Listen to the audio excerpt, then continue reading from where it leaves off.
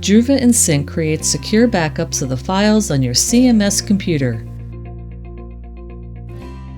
If you get into a situation where you need to restore a file on your machine, here are the steps to follow.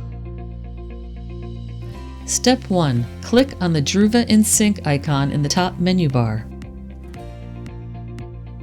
Step 2. Click Restore. Step 3. Select the desired file you would like to restore. Step 4. Click the down arrow icon to expand the desired date of the file you would like to restore.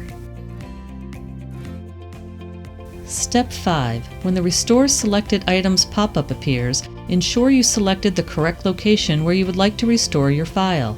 Note you may choose to store your file in a different location using the Location drop-down menu. Click Confirm Restore. Your restored file will appear in your selected location in a time-stamped folder. This process is now complete.